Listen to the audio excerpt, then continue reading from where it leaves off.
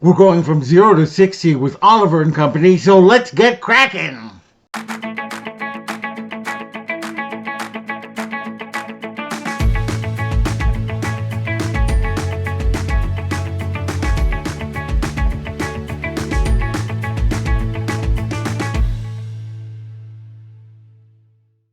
Hello, all my explorers, and welcome back to Loren's Adventures Out There.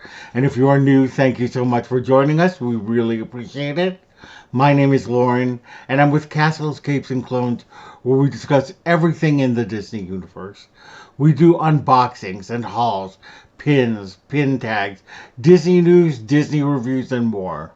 So if that sounds fun to you, we'd love it if you would subscribe to our channel, hit the bell for notifications, and do like this post, as it really does help us out. So we are continuing our series from 0 to 60, where we look at the films from the Walt Disney Animation Studio in order, starting with Snow White and the Seven Dwarfs, and ending with Encanto, the 60th film. Today we will be talking about Oliver and Company, the last film in what is regarded as the Dark Ages or the Bronze Ages. So depending on which way you look at it. It was released on November 18th, 1988, the 60th anniversary of Steamboat Willie. It's also one of the most uneventful productions to come about. It is a loose adaptation of Charles Dickens' Oliver Twist, this time with a cat in the Oliver role. And he joins a gang of dogs owned by Fagin. And Fagin owns a lot of money to a loan shark named Sykes. And when Oliver is found by a wealthy young girl, he comes up with a scheme to hold Oliver for ransom. Whether he does the right thing or not, I'll let you find that out. So Oliver and Company was actually the first film fully under the production of Michael Eisner and Jeffrey Katzenberg. And what they basically did was held a pitch meeting, sort of like what they called a gong show, and different artists would pitch a different idea. There were three ideas pitched that day. One by Peter Young, and he had pitched Oliver and Company with dogs. There were two others by Ron Clements, one that was Treasure Island in space, and the other one was a little film called The Little Mermaid. But they ultimately chose to go with Oliver and Company with dogs. In the original concept, Roy E. Disney, the nephew of Walt Disney and son of Roy O. Disney, had suggested that they put a panda up for ransom, but the animators didn't quite like that idea, and they decided to go with a kind of rare Asian cat.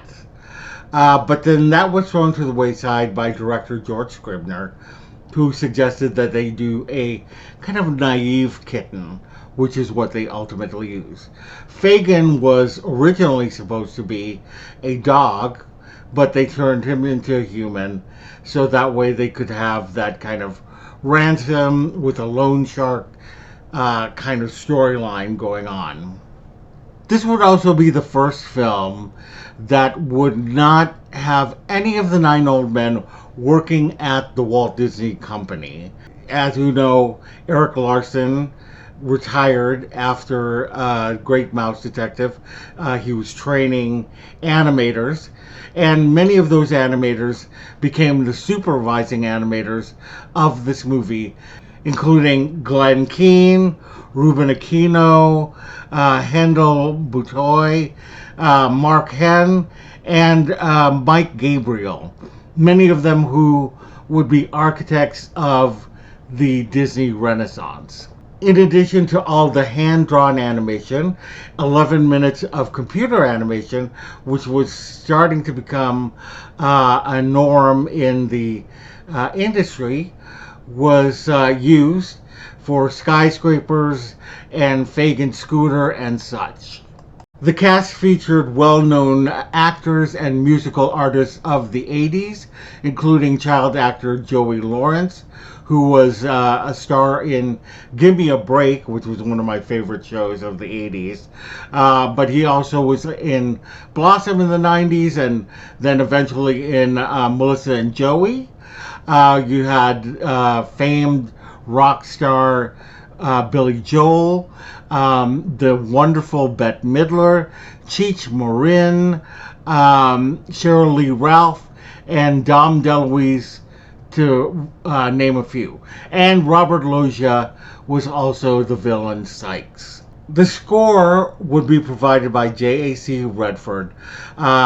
Chris Montan, a Disney music exec, worked with him on Saint Elsewhere.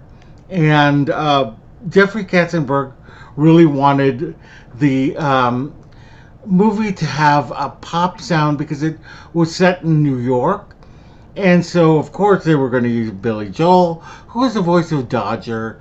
They had Huey Lewis, Ruth Pointer, Barry Manilow wrote a song. But most of note was that Howard Ashman was brought on at the behest of David Geffen to Jeffrey Katzenberg, and he wrote the title song Once Upon a Time in New York City. Why Should You Worry actually became a big song in the day, and it was nominated for a Golden Globe but did not win any awards. It should be of note that this is the first Disney film that had real life product placement within its film.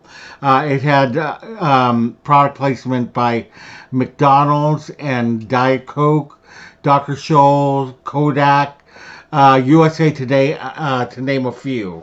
Animators actually said that this was more for realism because it takes place in New York than it did for product placement. And Jeffrey Katzenberg did encourage marketing to focus mostly on the music and the story. There were, though, promotional ties with Sears and the Happy Meal toys at McDonald's. And for the 1996 release, there was a promotional tie-in with Burger King. When the film was released in theaters, it actually did very well. It was successful, and it was released on the same date as Don Bluth's The Land Before Time. And it actually did better than The Land Before Time, which was different from when The Great Mouse Detective came out against An American Tail. But unfortunately, it didn't do as well critically. In fact, I was actually kind of on the fence about this film for the longest time. But as all stories go, my friend Jake at Jake's Disney Afternoon convinced me to rewatch this film, and I actually really enjoyed it. And it is up there in one of these films that is very nostalgic for me. I was just entering Cal Arts at the time. By the time I finished my freshman year, The Little Mermaid came out. And so there's a lot of great memories tied to both Oliver and Company and The Little Mermaid for me. So that is it. What did you think of Oliver and Company? Have you watched it? Is it one of your favorite films, or do you dislike it? Let me know in the comments below. I'd really like to know.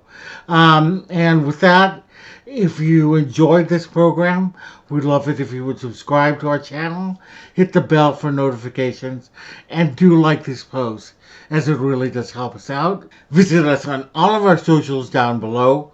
Visit our website at www.castlescapesandclones.com. Thank you so much again for joining us, and we will see you later. Bye!